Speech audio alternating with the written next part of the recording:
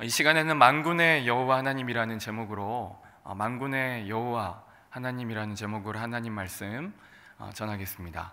우리는 매일 성경 순서에 따라서 오늘 말라기서를 묵상하고 있습니다.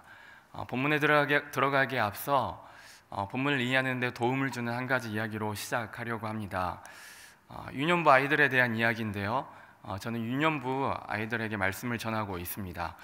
유년부 아이들은 신체 발달 단계상 이 아이들의 특징을 한 단어로 표현하려면 활동이라는 단어로 표현할 수 있습니다. 아이들은 정말 많이 활동적입니다. 주일 유년부에서 예배할 때도 한순간도 가만히 있으려고 하지 않습니다. 그런데 신기한 건 분명히 딴청을 피우고 떠들던 아이들이 듣지 않는 것처럼 보이지만 다 듣고 있다는 것입니다.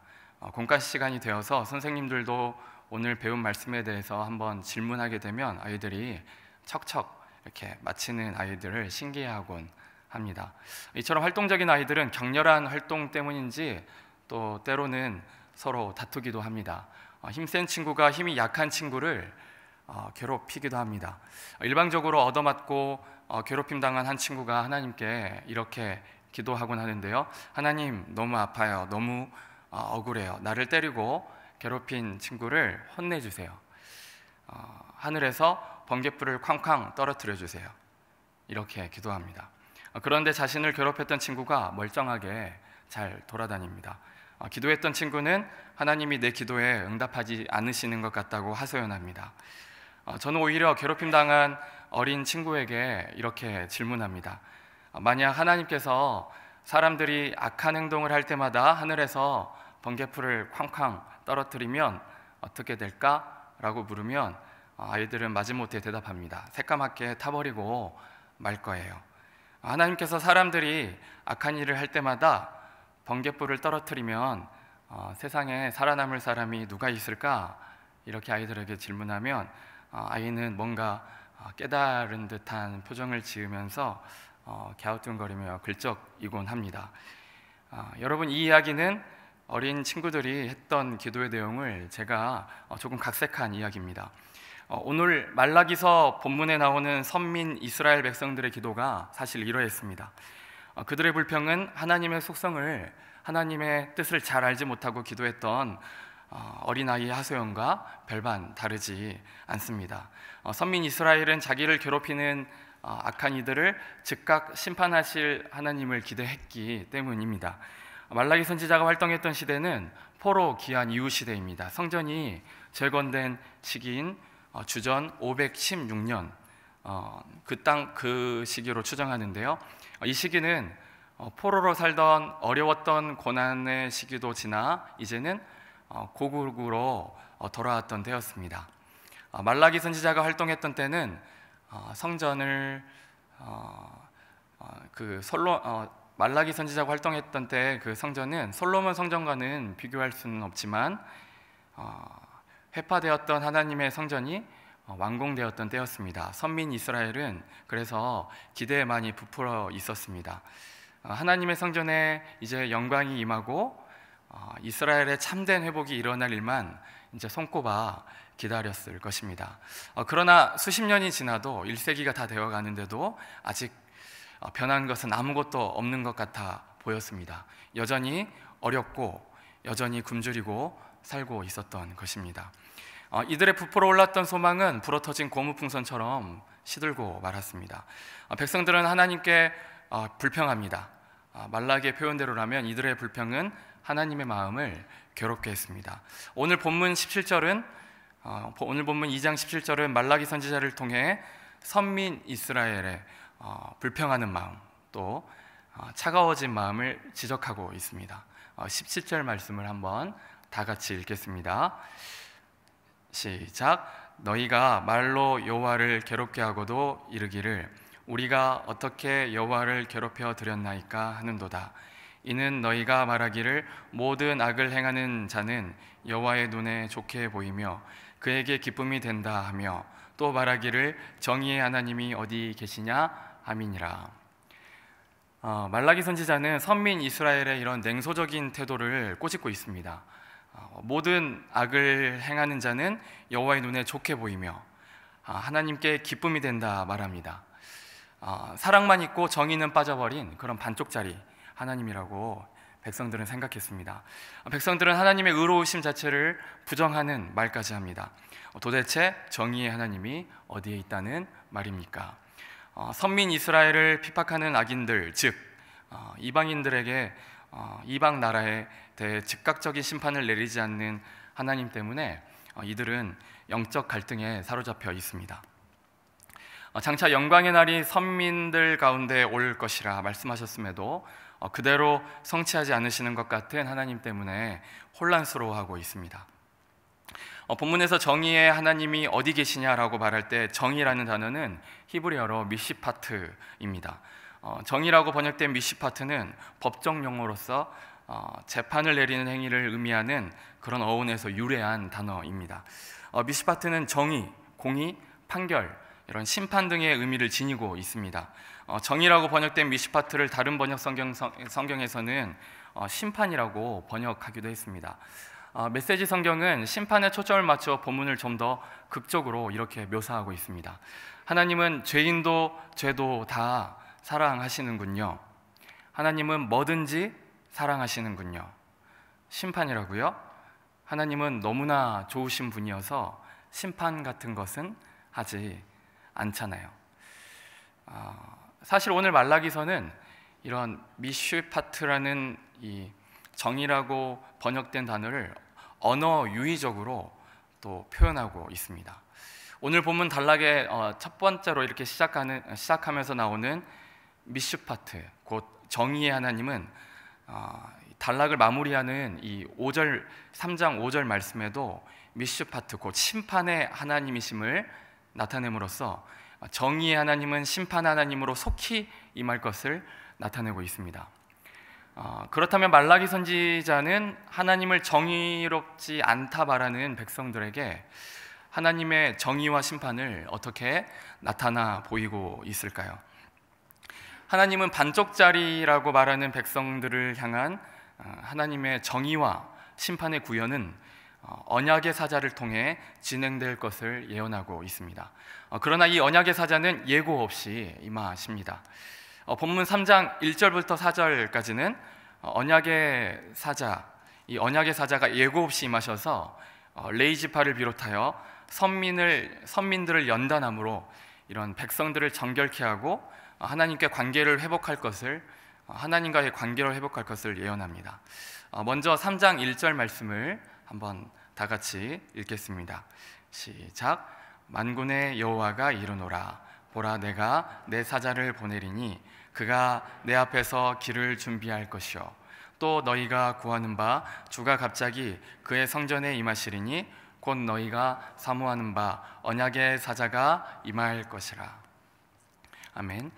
우리는 여기서 가장 먼저 등장하는 이 만군의 여호와라는 표현을 통해서도 이 하나님은 그분의 작정하신 정의와 심판을 반드시 시행하시는 분임을 나타내고 있습니다. 이 만군의 여호와라는 표현은 말라기서에 총 25번 등장하는데요. 만군의 여호와라는 이 표현은 하나님께서는 온 세상을 다스리시고 심판하시는, 이런 심판할 수 있는 가장 강한 용사라는 뜻을 담고 있습니다. 이 표현은 구약에 총 250회 나오며 특히 포로기 이후 예언서에 이 포로기 이후의 예언서인 학개와 스가랴와 이런 말라기서에 이 표현이 자주 등장하고 있습니다. 용사 되신 하나님을 강조하며 그만큼 백성들에게 나타내 보이는 이유는 악인이 형통하는 것처럼 보이는 세상을 하나님께서 권세와 능력으로 굴복시키시고 마침내 세상에 통치하실 분이 하나님이심을 선포하며 예언하기 위함입니다. 다시 본문 3장 1절을 한번 제가 살펴보겠습니다. 만군의 여호와가 이르노니 보라, 내가 내 사자를 보내리니 그가 내 앞에서 길을 준비할 것이요. 여기서 말하는 여호와께서 여호와의 사자를 보낸다 할 때 사자는 길을 준비하는 사자입니다. 여러분도 알다시피 메시아의 길을 준비하는 사자는 세례 요한을 말합니다. 하나님께서 세례 요한을 보내시는 것은 근본 하나님의 본체이신 이 메시아의 길을 예비하기 위함이었습니다. 그리고 하반절에 하나님께서는 메시아를 준비하는 사자를 보낸 후에 주이자 언약의 사자가 갑자기 성전에서 임하실 것이다 말씀합니다. 이 사자는 하나님과 같이 이스라엘의 주인이자 성전의 주인이며 이스라엘의 즐거워하는 대상이자 이스라엘의 언약을 맺는 자임을 말라기서는 앞서 본문에서 예언했습니다. 언약의 사자는 바로 메시아 그리스도로 오시는 예수님을 말합니다. 여기서 그리스도를 언약의 사자로 표현하는 것은 그가 학개와 이런 스가랴와 같은 포로기 선지자들에 의해서 약속되고 이스라엘의 백성들이 고대했던 바로 그 영광의 주님이심을 나타내기 위함이었습니다. 이어서 2절 상반절 말씀입니다. 이건 제가 읽겠습니다. 그가 임하시는 날을 누가 능히 당하며 그가 나타나는 때에 누가 능히 서리요. 하나님께서는 이 언약의 사자가 임하는 날 그 앞에 설 자가 아무도 없음을 말하고 있습니다. 이 말씀은 자신들의 죄악된 행실을 생각하지 않고 그릇된 선민 의식에 빠져 이 언약의 사자만 기다리며 이 이방인을 향한 하나님의 정의와 심판을 소망하고 있는 이스라엘 백성을 기억하게 합니다. 이어서 2절 하반절부터 4절 말씀 제가 한번 읽겠습니다. 그는 금을 연단하는 자의 불과 표백하는 자의 잿물과 같을 것이라. 그가 은을 연단하여 깨끗하게 하는 자같이 앉아서 레위 자손을 깨끗하게 하되 금, 은같이 그들을 연단하리니 그들이 공의로운 제물을 나 여호와께 바칠 것이라. 그때 유다와 예루살렘의 봉헌물이 옛날과 고대와 같이 나 여호와께 기쁨이 되려니와. 아멘. 2절 하반절부터 4절은 장차 임하게 될 언약의 사자가 이 레위 자손을 비롯하여 이 선민을 연단하여서 다시금 하나님께 정결한 제물을 드리게 할 것이라고 말씀하고 있습니다. 제사장들과 백성들이 하나님께 부정한 제물을 드림으로써 하나님을 모독했었습니다. 하나님께서는 언약의 사자를 통해 행하실 이런 가장 중요한 1차적 사명은 사실 예배 회복에 있음을 본문을 통해서 나타내고 있습니다.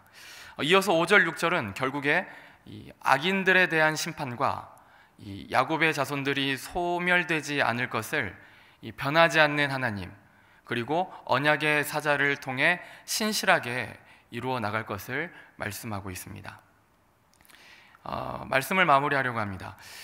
말라기서는 이 선민 이스라엘이 잘못 생각하고 있는 하나님을 발견하기를 촉구하고 있습니다. 왜 그들이 그토록 하나님의 정의에 목말라 하면서 하나님을 향한 이 냉소와 이 비아냥거림을 가지고 살아가고 있었는지 깨닫기를 원하십니다. 우리는 선민 이스라엘을 통해 잘못된 하나님에 대한 인식을 발견했습니다. 하나님께서 이전에 약속하신 축복이 자신이 원하는 대로 나타나지 않을 때 불만을 품고 발견했습니다. 하나님은 오늘 말씀을 통해 우리 마음에 잘못 자리 잡힌 이 하나님에 대한 인식을 발견해내고 새롭게 하시기를 촉구하고 있습니다. 하나님께서 우리에게 약속하신 축복은 그리스도만으로 충분한 복음이다 말씀하십니다. 이 언약의 사자이시며 이 메시아이신 예수 그리스도만으로 충분하니 주만 바라보라 말씀하십니다. 예수님만으로 충분한 내 마음에 또 우리 가정에 또 우리 교회에 다른 것들을 채워 넣어서 오히려 부족한 이 부족한 가정, 이 부족한 교회를 만들고 있지는 않은지 돌아보기를 원하십니다. 또한 우리는 이 본문 말씀을 통해 돌아섬을 배워야 합니다. 해석되지 않고 이해되지 않는 하나님을 원망하며 이 불순종의 길로 나아가려는 마음에서 우리는 돌아서야 합니다.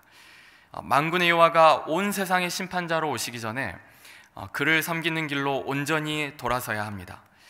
두렵고 떨림으로 우리는 하나님의 구원을 이루어 가야 합니다. 고린도전서 1장 18절 우리가 잘 아는 말씀처럼 십자가의 도가 멸망하는 자들에게는 미련한 것이요 구원을 받는 우리에게는 하나님의 능력이 됨을 우리가 믿음으로 끝까지 순종의 걸음 걸어 나가야 합니다. 이 시간 우리가 다 같이 이 말씀 가지고 함께 기도했으면 좋겠습니다. 예수님만으로 충분하다 고백할 수 있는 그런 큰 믿음을 부어주시도록 이 시간 다 같이 기도했으면 좋겠고요. 또 만군의 여호와를 믿음으로 또 두렵고 떨림으로 우리의 구원을 이루어갈 수 있도록 우리의 믿음과 이 구원을 넣고 다 같이 기도하시고 또 가지고 나오신 기도 제목을 가지고 함께 기도하겠습니다. 기도합니다. 하나님 감사합니다. 하나님 이 시간에 우리 가운데 하나님의 놀라운 사랑의 능력이 임하실 줄